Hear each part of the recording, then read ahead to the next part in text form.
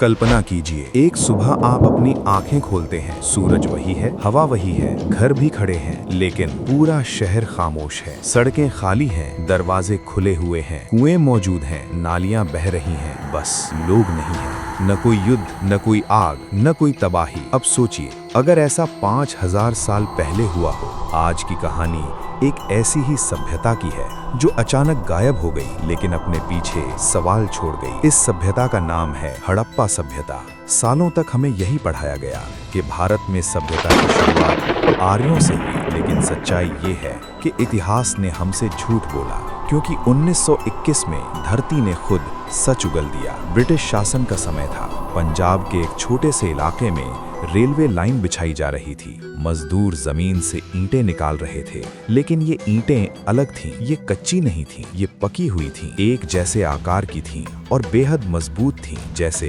किसी आधुनिक फैक्ट्री में तैयार की गई हो। जब पुरातत्वविद वहां पहुंचे तो वो समझ गए ये कोई गांव नहीं था, ये एक महान शहर के अवशेष थे। जिस जगह ये मिला उसका नाम था हड़प्पा। इसी नाम पर इस पूरी सभ्यता को पहचान मिली। लेकिन जैसे जैसे खुदाई आगे बढ़ी, एक सच्चाई सामने आई। हड़प्पा अकेला नहीं था, ये तो एक बहुत बड़ी दुनिया का सिर्फ एक हिस्सा था। कुछ ही समय बाद सिंध क्षेत्र में एक और जगह खोजी गई। स्थानीय लोग उसे कहते थे मोहनजोदड़ो, यानी मृतकों का टीला। नाम डरावना था, लेकिन सच्चाई उससे भी ज्यादा। जब मिट्टी हटाई गई तो पूरा शहर जमीन के नीचे सोता हुआ मिला। सीधी सड़कें, ईंटों के घर, सीढ़ियां, ढकी हुई नालियां। ऐसा लग रहा था जैसे लोग कल ही यहाँ से उठकर चले गए हों।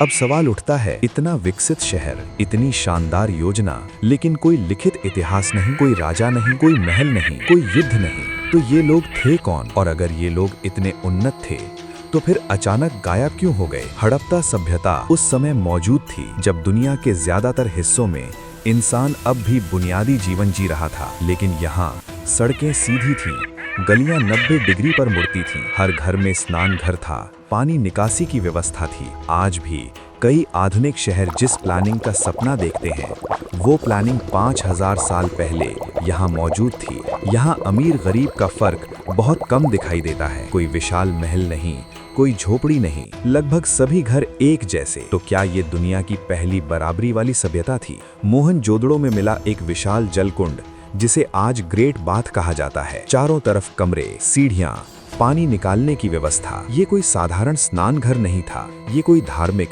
या आध्यात्मिक स्थान था। लेकिन हैरानी की बात यह है, अगर ये लोग धर्म को मानते थे तो उनके भव्य मंदिर कहाँ हैं? हमें मूर्तियां नहीं मिलती, लेकिन मिलती हैं छोटी छोटी मोहरें, जानवरों के चित्र, एक सींग वाला बैल, ध्यान में बैठा मानव। क्या ये देवता थे या फिर ये लोग मूर्तियों से ज्यादा विचारों को पूजते थे? हमें उनके औजार मिलते हैं, खिलौने मिलते हैं, बर्तन मिलते हैं, लेकिन नहीं मिलता कोई राजा, कोई ताज, कोई सत्ता का प्रतीक। तो सत्ता किसके हाथ में थी? क्या ये सभ्यता बिना शासक के चलती थी या फिर उनका शासक इतिहास से जानबूझकर मिटा दिया गया? जैसे जैसे खुदाई आगे बढ़ी, एक बात साफ हो गई, ये सभ्यता सिर्फ पुरानी नहीं थी, ये सभ्यता खतरनाक रूप से उन्नत थी। और अगर ये इतनी उन्नत थी तो इसका अंत इतना रहस्यमय क्यों है? ये तो बस शुरुआत है, क्योंकि आगे हम जानेंगे उनकी रहस्यमयी भाषा, उनका अंतर्राष्ट्रीय व्यापार और वो सच्चाई जिसने पूरी सभ्यता को